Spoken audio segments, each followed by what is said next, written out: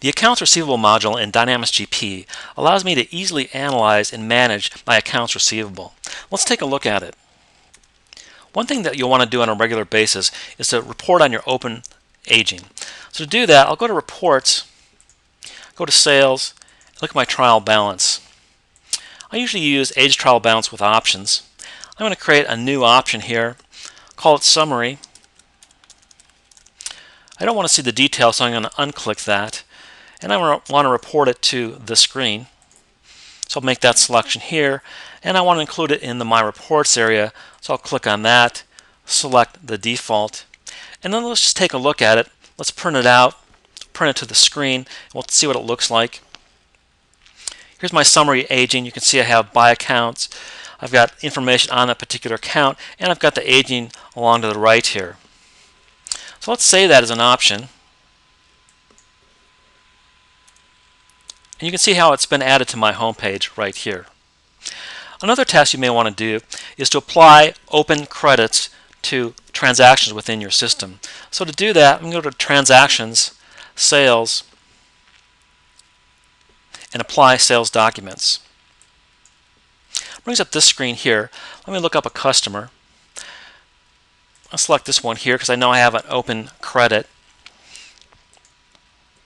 And I'm going to apply return to a particular document. So I can scroll through those documents, and I've got a return here. You see here it's for 1065. I'm going to apply it to a particular document. I'm going to apply it to this document here.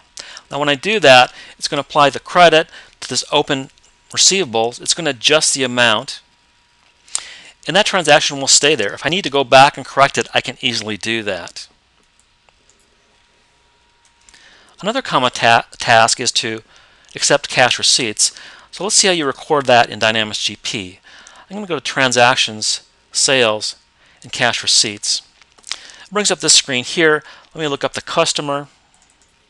And I'm going to enter the payment information. I've got a check, and we'll say it's for $2,000. Put the check number in, and I hit the Apply button. I have the opportunity to hit Auto Apply. It's going to apply it by the due date or the document number, depending on how it's been set up in the system. In this case, I hit Auto Apply. It applied it to this document here. But say, for example, I didn't want to apply all of it here. I wanted to apply just part of it.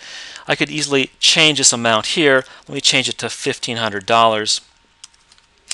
And it's going to it'll apply $1,500 to this and leave the remaining on the open aging.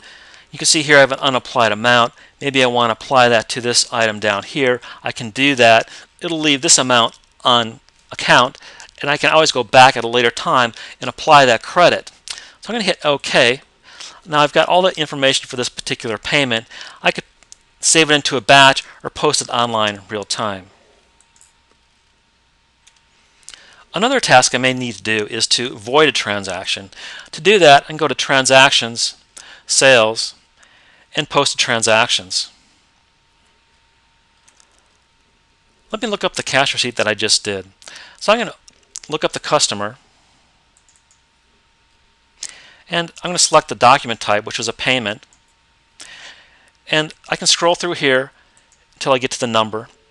Here's a payment right here, and all I need to do is then void that. I can select the void date and the posting date if it's different than the default.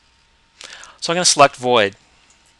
And what that will do is reverse that transaction. It's still in the system. It maintains a complete audit trail, but allows me to void mistakes I might have. Perhaps I applied that payment to the wrong customer. I can easily reverse that. So you can see that the accounts receivable easily allows me to analyze my existing receivables and manage those receivables so that they reflect the current open receivables.